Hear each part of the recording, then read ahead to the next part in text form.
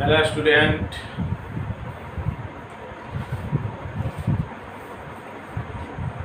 आज हम 10 क्लास में दो चर वाले रैखिक समीकरण पढ़ाने जा रहे हैं। इसको ध्यान दीजिएगा। यह अध्याय 3 है कि दो चर वाले रैखिक समीकरण। इसमें दो चर हो, जो कि हम लोग पढ़े थे 8 और 9 में। 8 में एक चर था, 9 में कुछ था, दो चर वाले। उसमें कुछ बेसिक आपको बताए थे। वही है यहाँ दो चर वाले रैखिक समीकरण, लीनियर इक्वेशन इनटू रिवर्स। इसमें है कि पहले चर तो आप लोग जानते हैं, क्योंकि चर 7 क्लास से पढ़ाते हैं। तो चर है कि वैसी संख्या जिसका मान हमेशा बदलते रहता है, उसे चर कहते हैं। A B C D dot X Y Z तक। लेकिन एक चीज और समझिएगा, यहाँ कम से कम इस लेसन में A B C D को अचर माना गया है, क्योंकि इसका व्यापक रूप लिखने के लिए बताएंगे। इसके मैंने आगे बताएंगे कि क्या ये ABCD को क्यों माना है चर। तो XYZ तक आप सीधे बोलिएगा कि यह चर है, क्योंकि इसका मान हमेशा बदलता है। अगला है पॉइंट अचर, वैसी संख्या जिसका मान कभी नहीं बदलता है, उसे अचर कहते हैं। 1 2 3 4 डॉट। क्या 1 को आप 2 पढ़ सकते हैं? नहीं। 2 को 4 पढ़ सकते हैं? नहीं। यह कभी बदलता नहीं, उसे हम कहते हैं अचर। बीजगणितीय पद, चर और अचर को मिलाने से बीजगणितीय पद का निर्माण होता है। इसमें चर और अचर को मिलाया जाएगा। जैसे देखिए 2x हो गया, 2 हो गया अचर, ix हो गया चर, 3x + 2 तब 3 हो गया अचर, i हो गया चर। तो बीजगणितीय पद होता है कि चर और अचर को मिलाने से बीजगणितीय पद का निर्माण होता है। दो चर वाले रैखिक बीजगणितीय पद। अब देखिए दो चर होगा तब वैसा बीजगणितीय पद जिसमें दो चर के साथ साथ एक घात होता है, क्योंकि रैखिक का अर्थ होता है एक घात। एक घात होता है, उसे दो चर वाले रैखिक बीजगणितीय पद कहते हैं। इसका व्यापक रूप देखिए यहाँ आ गया। इसका व्यापक रूप यह हुआ, जो कि व्यापक रूप हुआ ax + by + c, जहां a ≠ 0, b ≠ 0। माने a और b 0 कभी नहीं हो सकता है। नोट में है रैखिक का अर्थ होता है एक घात, माने एक घात होनी चाहिए। यहाँ ये देखिए एक घात है, यहाँ भी एक घात है, इसलिए बोला कि दो चर वाले रैखिक। रैखिक का अर्थ क्या होता है कि एक घात। यहाँ लिख दिए एक घात। पुनः फिर से समझ जाइए एक बार। चर वैसी संख्या जिसका मान हमेशा बदलते रहता है, उसे चर कहते हैं। जैसे ABCD dot X Y Z। अचर होता है वैसी संख्या जिसका मान कभी नहीं बदलता है, उसे अचर कहते हैं। 1 2 3 4 डॉट। बीजगणितीय पद, चर और अचर को मिलाने से बीजगणितीय पद का निर्माण होता है। जैसे 2x 3x + 2 4x + 5। दो चर वाले रैखिक बीजगणितीय पद, दो चर माने इसमें दो चर होना चाहिए। वैसा बीजगणितीय पद जिसमें दो चर के साथ साथ एक घात होता है, क्योंकि रैखिक का अर्थ होता है एक घात होता है, उसे दो चर वाले रैखिक बीजगणितीय पद कहते हैं। इसका व्यापक रूप ax + by + c, जहां a = 0, b = 0। नोट यहाँ देखिएगा, रैखिक का अर्थ होता है एक घात। रैखिक का अर्थ होता है क्या घात? एक घात। देखिए आगे देखिए।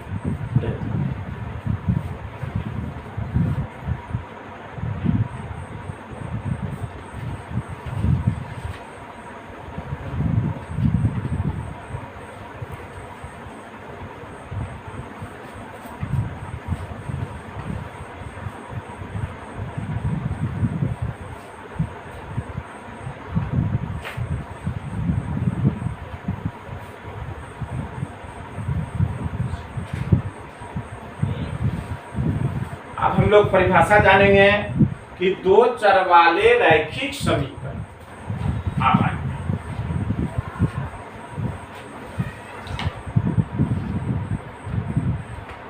स्टार है आपका परिभाषा कि दो चर वाले रैखिक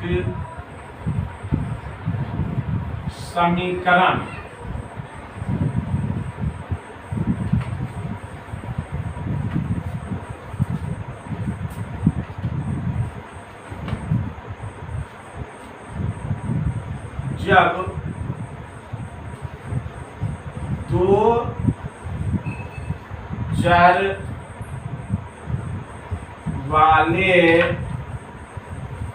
जब दो चर वाले बीजगणितीय पद, जब दो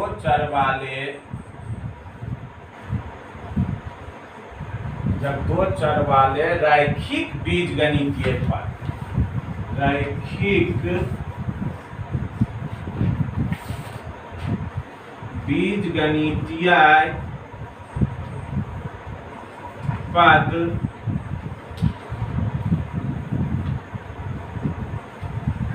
अचर या शून्य पद के बराबर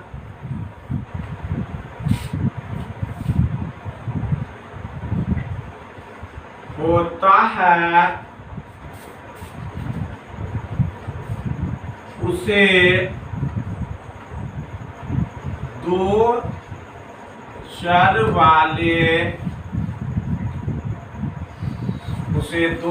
वाले रैखिक समीकरण कहते हैं। मिला लीजिए, दो चर वाले रैखिक समीकरण, जब दो चर वाले रैखिक बीजगणितीय पद अचर या शून्य पद के बराबर होता है, उसे दो चर वाले रैखिक समीकरण कहते हैं, रैखिक समीकरण कहते हैं। इसका व्यापक रूप ax plus by plus c बराबर 0, जहां a not equal to 0, b not equal to 0, यही हुआ इसका व्यापक। अब इसमें होता है कि क्वेश्चन आ जाता है परीक्षा में कि दो चर वाले रैखिक समीकरण का कितना हल होता है, तो लिखिएगा अनंत हल होते हैं। दो चर वाले रैखिक समीकरण का अनंत हल होते हैं, अनंत हल होते हैं। यही देखिए आपका ऑब्जेक्टिव है कि दो चर वाले रैखिक समीकरण का अनंत हल होते हैं। कितने हल होते हैं? अनंत। जैसे एग्जांपल में आप समझिए, x प्लस वाई बराबर 6, इसे कहते हैं दो चर वाले रैखिक समीकरण। x प्लस वाई बराबर 6, इसका देखिए अनंत हल हो। अतः परीक्षा में दो चर वाले रैखिक समीकरण का कितना हल संभव है, तो अनंत लिखिए। क्या लिखिएगा? अनंत। देखिए दिखाते हैं, प्लस तो माइनस रखिए, x बराबर a, तो देखिए क्या आता है, 6 में से गया 5,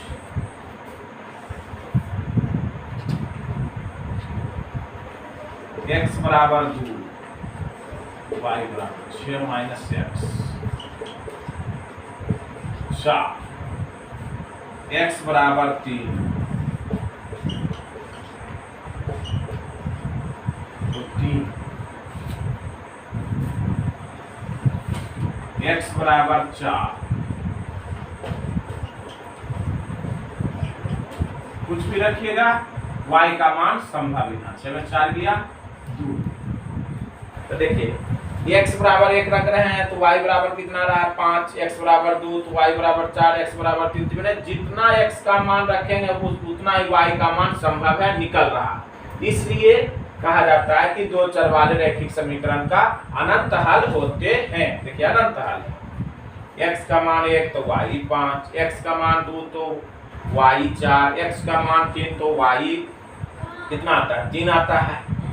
तो x बराबर 4 तो y बराबर 6 में 4 गया तो 2। इसका अनंत हल है। ये परीक्षा में आ जाता है कि दो चर वाले रैखिक समीकरण का कितने हल होते हैं, तो अनंत हल होते हैं। कितने हल होते हैं, अनंत।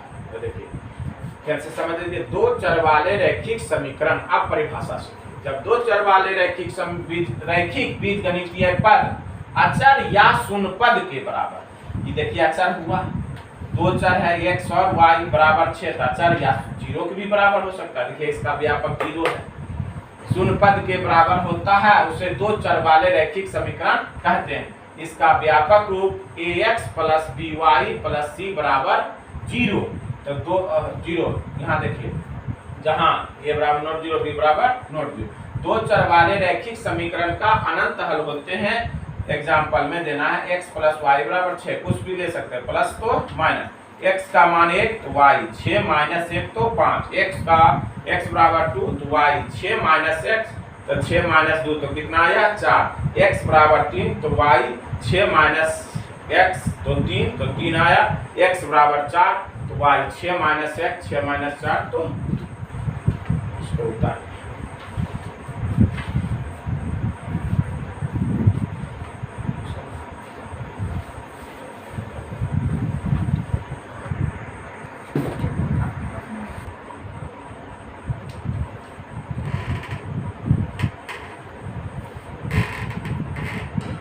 युगपत समीकरण, जब दो चर वाले दो रैखिक समीकरण को युगपत समीकरण कहते हैं। युग माने जोड़ा होता है, तो दो को लेंगे समीकरण, एगो ऊपर एगो नीचे। युग माने जोड़ा। देखते हैं लिखा गया कि युगपत समीकरण, जब दो चर वाले दो रैखिक समीकरण होना चाहिए, रैखिक समीकरण को युगपत समीकरण कहते हैं। इसका व्यापक रूप, तो देखिए ax plus by plus c बराबर 0, एक समीकरण यह हुआ। अच्छा a b c हो गया, यहाँ आ जाएगा d dx ey और प्लस f बराबर 0। तो 1 और 2 ये हुआ युग। युग माने जोड़ा, माने दो वो समीकरण चलेगा, इसीलिए इसको कहा गया युगपत समीकरण, क्योंकि युग माने जोड़ा, माने दो समीकरण चलेगा। तब जब दो चर वाले दो रैखिक समीकरण को युगपत समीकरण कहते हैं। जब दो चर वाले दो रैखिक समीकरण को युगपत समीकरण कहते हैं। इसका व्यापक रूप ax plus by plus c बराबर 0, dx plus ey plus f बराबर 0। समीकरण 2, जहाँ a, b, d, e note 0, मैंने यह 0 कभी नहीं हो सकता। यदि 0 हो जाएगा तो x खत्म हो जाएगा, तब तो कहाँ से होगा, दो चर भी होनी चाहिए। युगपत समीकरण का हल एक और केवल एक हल या हल नहीं होता या अनगिनत हल होता है। तो यह निम्न शर्त पर पालन करता है, यह निम्न शर्त पर पालन करता है, क्योंकि आएगा कि युगपत समीकरण को हल है। तो इसका है कि केवल एक हल होगा, या हल नहीं भी हो सकता है, या अनगिनत हल माने अनंत हल भी हो सकता है। तो यह निम्न शर्त पर पालन करता है। तो इसका पहला शर्त है अविरोधी संगत कहते हैं इसे। इसका पहला शर्त है, यही है नियम, इसमें 3 गो नियम है, अविरोधी, विरोधी और आश्रित। तो अविरोधी संगत यदि, यहाँ देखिए a बटा d बराबर नहीं है b बटा e का, मैंने पहले दोनों बराबर नहीं है, तो दिए गए युगपत समीकरण का एक और केवल एक हल होगा, मैंने उसका हल हो जाएगा। एक हल हो जाएगा। और ग्राफ जो होगा प्रतिच्छेदी माने एक दूसरे को काटेगा, प्रतिच्छेदी माने एक दूसरे को काट, प्रतिच्छेदी होंगे अर्थात एक बिंदु गामी हो, माने एक ही बिंदु पर कटेगा। देखिए एक ही बिंदु पर कटा, उसी का नाम है एक बिंदु गामी। यक्ष हुआ, ग्राफ जब बताएंगे आलेखीय विधि से हल करने के लिए तो वहां ग्राफ चलता है। यह ग्राफ आईएससी में भी पढ़ने का है, ग्राफीय विधि से हल करने का है अलजेब्रा। तो यहाँ इसका हल दो तरह से किया जाएगा कि एक आएगा बीजगणितीय विधि से हल करें और एक आलेखीय विधि से हल करें। तो यही नियम सीख लीजिए कि अविरोधी माने संगत यदि a बट्टा d not equal to b बट्टा e माने दोनों बराबर नहीं, यहाँ से देख लीजिए a बट्टा d b बट्टा e बराबर नहीं आएगा। जैसे यहाँ रहेगा ऐसे 2 बट्टा 5 और 6 बट्टा 7, तो क्या ये दोनों बराबर है? नहीं नहीं, इसका जो हल होगा एक और केवल एक ही हल होगा, माने x y का मान एक ही गो आएगा, x का मान 2 आ जाए या y का मान 3 आ जाए, माने हल होगा और केवल एक और हल होगा। और ग्राफ कैसा होगा इसका? प्रतिच्छेदी। ग्राफ कैसा होगा? प्रतिच्छेदी। आगे दूसरा नियम बताते हैं, नियम समझ गए होंगे कि अविरोधी संगत यदि a बट्टा d not equal to b बट्टा e दिए गए पद समीकरण का एक और केवल एक हल होगा और ग्राफ प्रतिच्छेदी होंगे अर्थात एक बिंदु गामी हो, एक बिंदु गामी।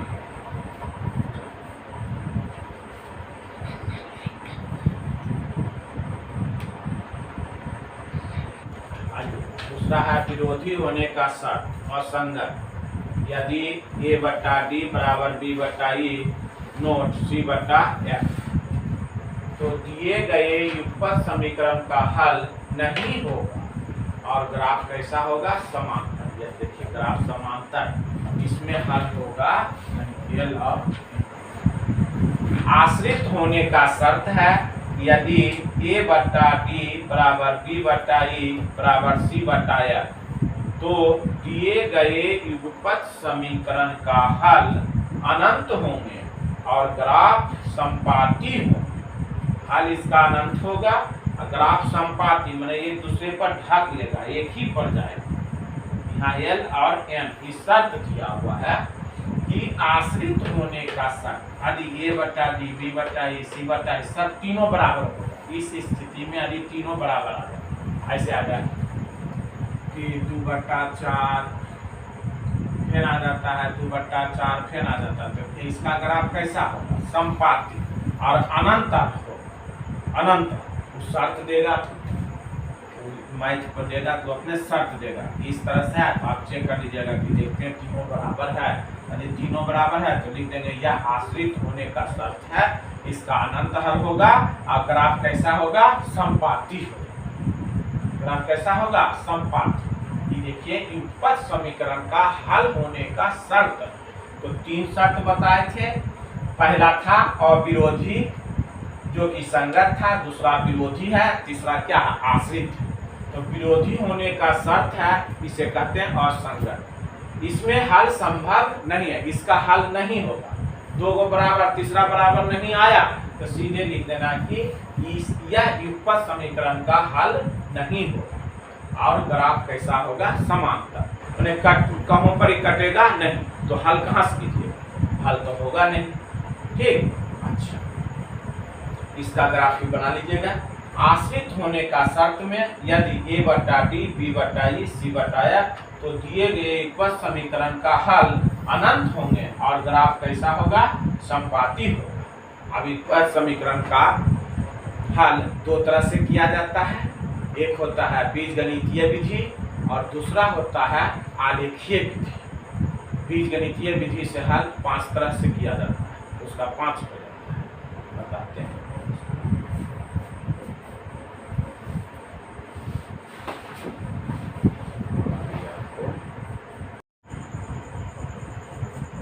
युगपत समीकरण का हल करने की 2 विधि होते हैं। पहला बीजगणितीय विधि और दूसरा ग्राफीय विधि। तो देखिए बीजगणितीय विधि जब युगपत समीकरण का हल x और y अर्थात चर का मान निकालते हुए हल किया जाता है। इसमें चर का मान निकलेगा, x y का मान निकलेगा, उसे बीजगणितीय विधि से हल करते हैं। इसमें 5 विधि होते हैं। पहला है तुलनात्मक विधि, दूसरा है प्रतिस्थापन विधि, तीसरा है विलोपन विधि या लुप्तीकरण विधि,